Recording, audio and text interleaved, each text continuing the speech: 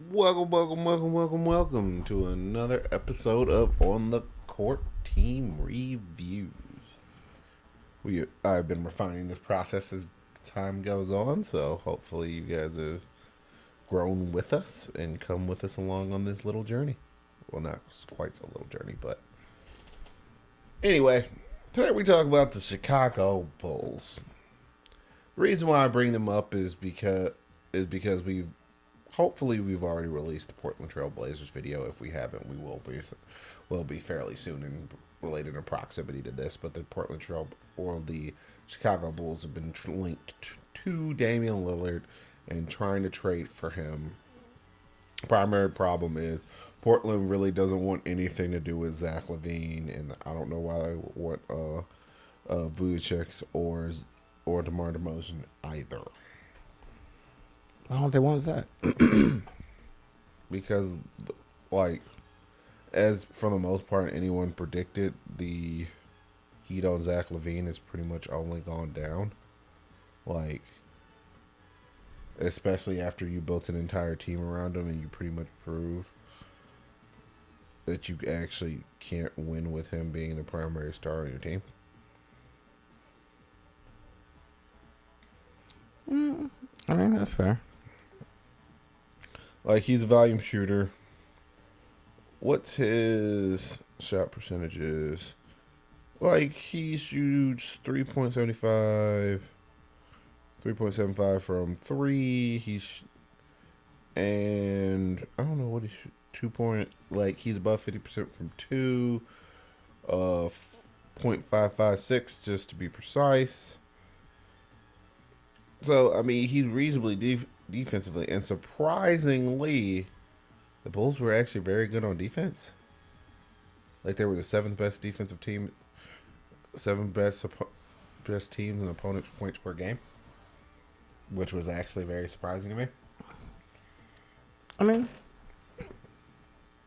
but, I mean, I guess with Lonzo and the Caruso will probably make up for a lot of defensive deficiencies when it comes to Zach. And DeRozan's never sucked on defense.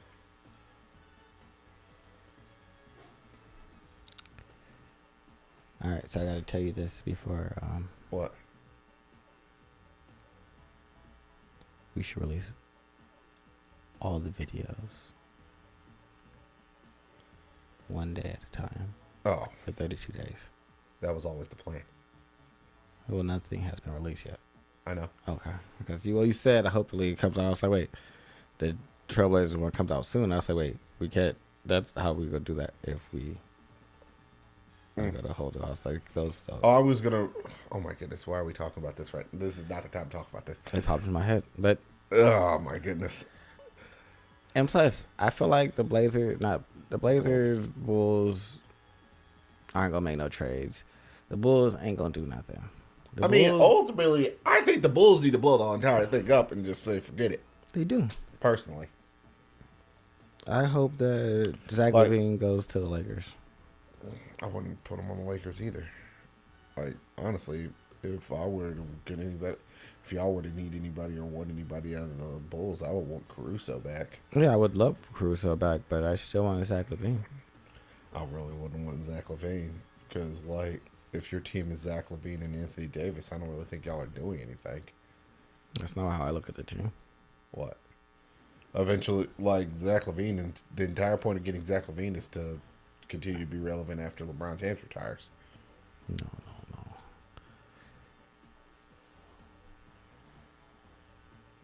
Zach gonna have to come to the reality that the Bulls were desperate and he's not a max player. Yeah, that's never going to happen again. So you need to know that you be C tier.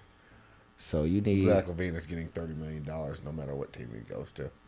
right now. Yeah. But when his contract, Oh, no. If someone else poaches him, they're still probably going to overpay him. He's going to get $35 million. I don't make no sense. It's There's a dearth of actual star power when it comes to the upper tiers. That means the lower tier teams that need somebody like let's say the New York Knicks right now is just like if they were to be able to pay Zach LaVine $30 million to come over and be a Knick, they'd probably do it.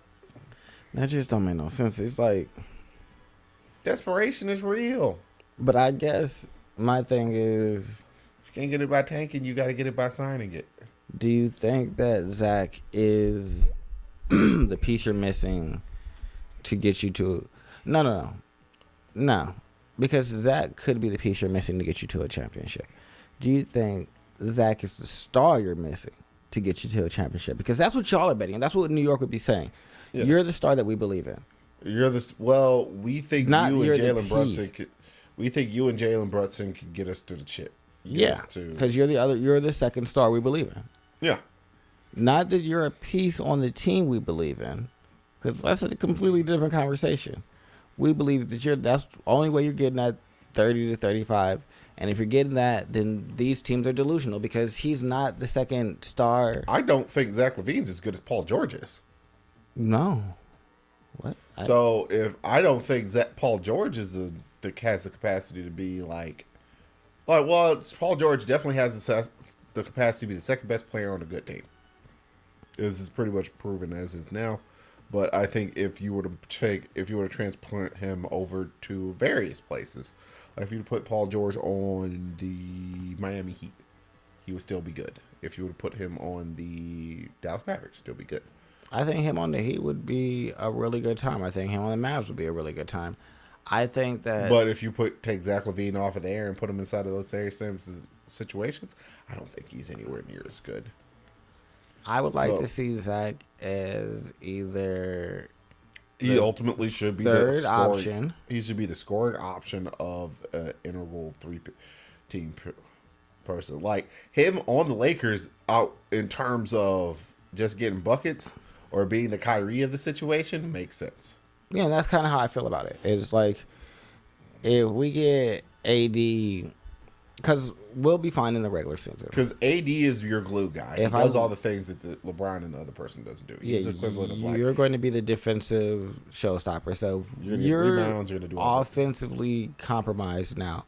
You only had one good offensive season where you were good on both ends, and that was 2020. So if you're going to be offensively compromised, then we can bring in an offensive assassin where you're the defensive assassin, and then boom. LeBron can orchestrate and be a lot more of the facilitator because he doesn't have to try and be the offensive juggernaut when that's not really inside of his wheelhouse at this stage. Yep. So, yeah. But other than that, I mean, I don't think the Bulls are going to do anything. I don't think they should have any expectations. I mean, they need to get rid of everything. I think as soon as this experiment failed, everything just kind of. I think the wheels are falling off this entire thing, and they just need to let it go. Chicago is too busy grasping at the success of yesteryears because, honestly, post Jordan era, they really just haven't done anything, as far as I'm concerned. Like you have the Rose era, but even inside the Rose era, they were the best team inside the Eastern Conference one time, and then they got put in line. So,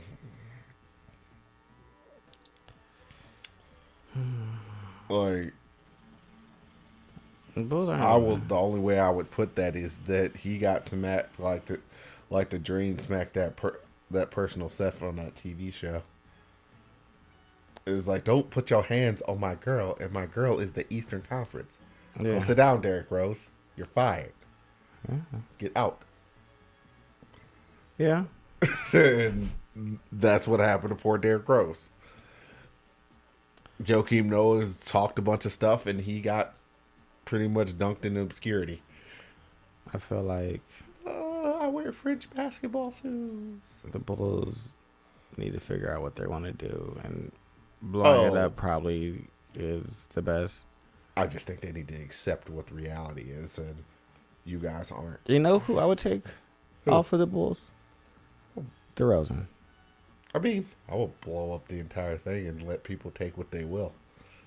I think you would ultimately be better off with DeRozan, honestly, because he's less defensively compromised and he's still going to get you points. They're not the most efficient points ever, but at least the difference is, like, yeah, he's shooting long twos and it doesn't particularly look good, but he makes those long twos, so it's better than you missing missing the rest of them. Yeah, so no, I'd be fine with him making those long twos. Him, Crusoe coming back. Maybe if Lonzo Ball cannot be broken. Nah, we don't know what's going on with that. I mean, nobody's going to be willing to kick that one. Like, at the end of the day, everyone thought it's just like, yeah, the Pelicans got took. Yeah, it don't look that great no more. Well, I feel like at the end of the day, Lonzo got his money. Oh, and he's set.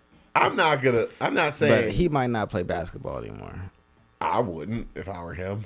Or maybe I would want to, but I just don't know if it's going to happen. Oh, I mean, I think ultimately he just needs a knee control. I mean, him playing inside those shoes at the beginning of his career just didn't look like it was like the bestest of ideas. I mean, you live and you learn. Learn and you live.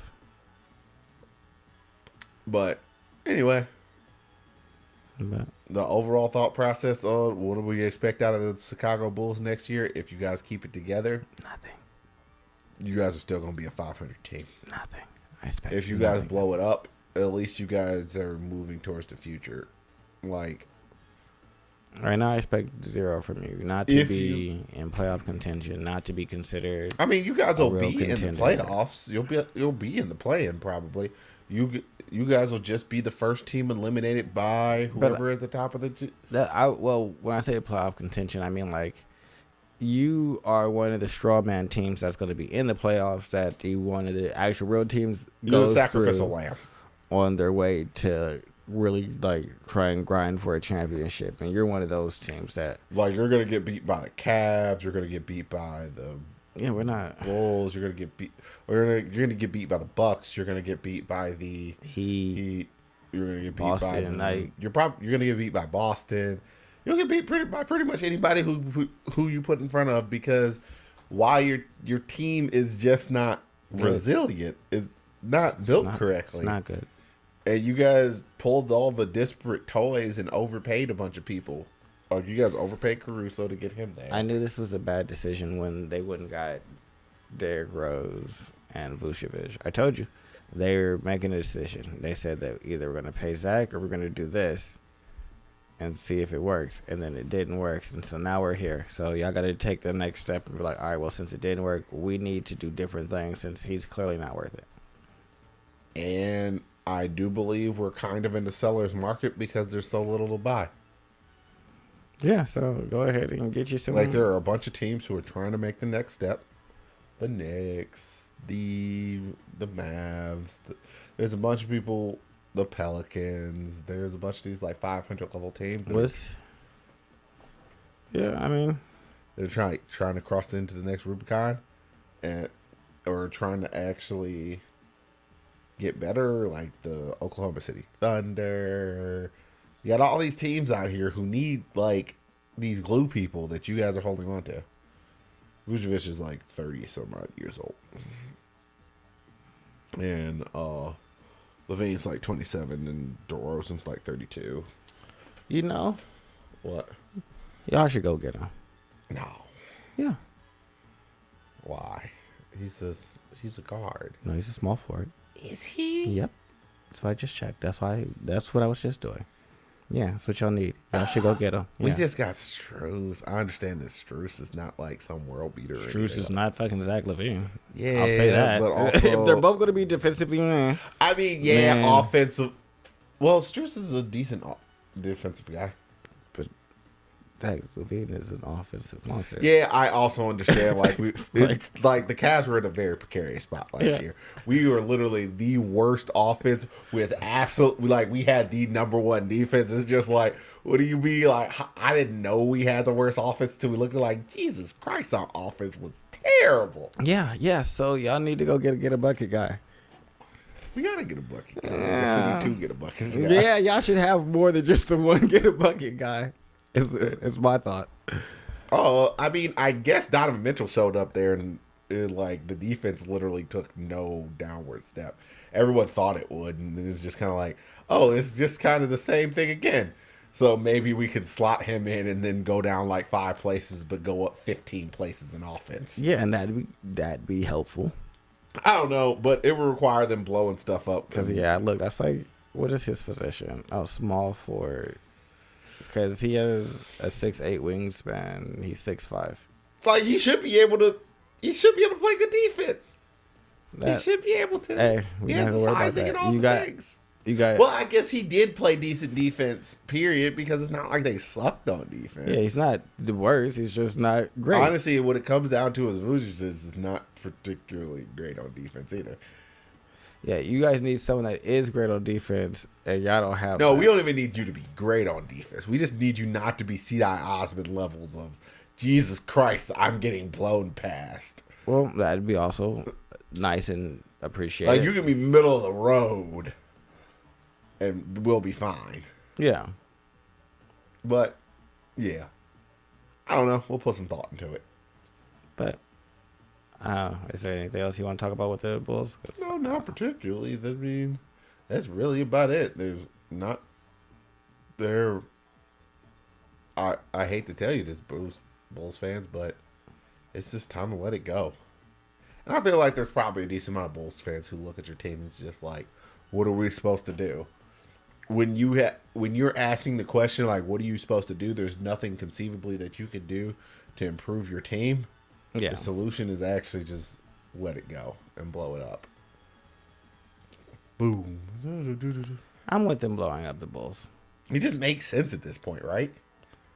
Yeah, I mean, I've been a champion of trade Zach LaVine for some years now, so the fact that it's finally going to happen, it's they were in a situation like where I it's just waited like, a well, we little too either long. hold on and we try and get better, and then they brought in all the loose pieces, and you thought it was like, well, everyone thought it's just like, oh, this is our next super team. They started off great. And that's not. And with Lonzo starting, they're way better. That is one thing I will say. Yeah, Lonzo is one of my favorite point guards because I feel like he's kind of like Drew Holiday, where he's very defensively sound, but he can also, like, as he's started to develop, like, being able to go get a bucket and be a little bit better, and he's a much better passer. Lonzo inside of New Orleans, there was some breakdown about that, and he really credits being in New Orleans fixing his shot, and now that the fact that he can knock down a three fairly regularly, that changed pretty much the dynamic of the way everyone has to play him, and then it opened up the passing lanes. It made his entire game like way easier. Yeah, and so hopefully the reconstructive surgery and everything gets all right inside. I would love to see Lonzo because, like I said, he's one of my. I actually really do like Lonzo as a player. It's not really like now that he doesn't. You don't really hear his father around him. He's overall a likable dude. I didn't even mind with his father. I didn't like his dad, but I still like Lonzo. Like I was just defending him. I like him. I like Bi. I like a lot of the kids that came from LA. Like Hart, I paid attention to him. I'm not a big Josh Hart guy, if I'm honest, and I'm not a big. I'm in and out on Kuzma. Well, I mean, Kuzma's in and out on the way that he's playing. Yeah. So, I feel like that's pretty fair. Yeah. It's like there will be stints where Kuzma feels like he's like one of the best power forwards offensively inside the entire game, and then there are games where it's just like, what's going on? Exactly. So I just don't know what's going on with Kuz, but I do like him.